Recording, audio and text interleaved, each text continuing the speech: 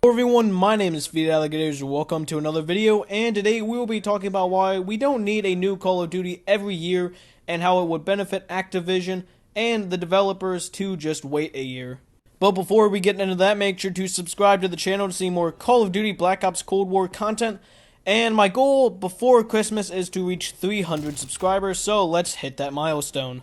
Now, I know I've made videos that are somewhat like this one, but I feel like I wanted to go just head on at the entire subject as a whole on why we don't need a new Call of Duty every year and how Activision and, like I mentioned earlier, the developers would benefit a lot from holding off a year and giving another year into production of the next game.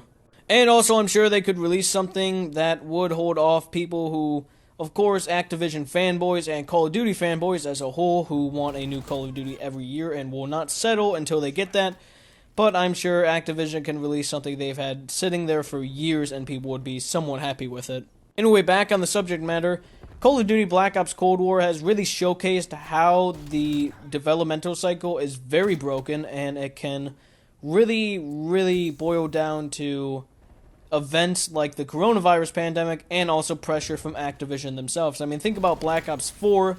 It was a ton of pressure because the game really didn't have any direction up until the last year to year and a half, and that's why it came out so poor and with not a lot of content. And the same story goes here. Now, personally, Zombies is extremely fun, and, you know, the campaign is very good as well. A little bit on the shorter end, but that's alright if it's very memorable. But the thing is, those all had 3-year developmental cycles. Like, the studios who were working on them worked on them the entire time. The only thing that switched is, I believe, Sledgehammer Games was taken off of the multiplayer project, and Activision was put on almost kind of last second, I believe, with a year and a half to go until release. And that's why it is incredibly broken, and also we did not launch with a lot of content, including guns and maps. And I know I've stated this in previous videos as well, but I always like to take inspiration from the Battlefield franchise.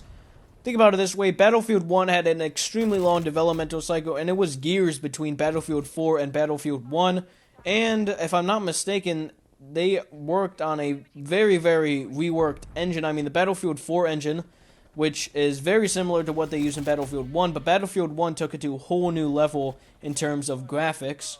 And Battlefield 5 was almost kind of rushed out the door because a lot of people wanted a good World War II game because Battlefield 5 launched around the time that Call of Duty World War II was launched. The difference between the games is night and day. I mean, don't get me wrong, even though a lot of people hate on it, Battlefield 5 is decently fun. It wasn't as rushed as newer Call of Duty games, but you can just tell the level of enthusiasm from Battlefield players was way higher for Battlefield 1, not only because it was World War I, and, you know, they had no FPS, I think, has really taken a step there, but also because it was very hyped up over the long years that they spent developing it, and also Battlefield 5 had some very bad press as well from statements made by DICE.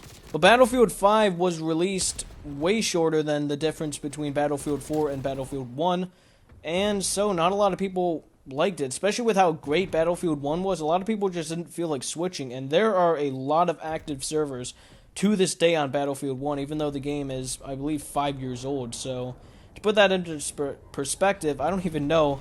I'm pretty sure Infinite Warfare is that old, and Infinite Warfare does not have a lot of players. It's almost like playing old Call of Duty games where you get put into lobbies that normally do not have a lot of people and probably have hackers. And another thing that really affected Cold War in a negative way is I'm sure they had a lot of content at launch, but they just put so much of it in Season 1 that they just played it off as like, hey, we're releasing new content that we just made, even though they probably have had it since they've been making the game. And I feel like this is very anti-consumer, but it does probably help the company a lot because people are really waiting for updates on this game if it does not have a lot of content. Especially because if they know something is good that they're going to release, such as a Zombies map or something that they've already had done, then they can just wait to release it until people and, like, a lot of hype just builds up for it. And back to the subject of Call of Duty not being able to release stuff every year and taking a year off, this would greatly benefit whatever the Infinity Ward's doing next. I'm sure they're probably trying to do something to top Modern Warfare, and especially because Modern Warfare was such an amazing game, and a lot of people really loved it, and the timing was just perfect, and Warzone was amazing and stuff like that.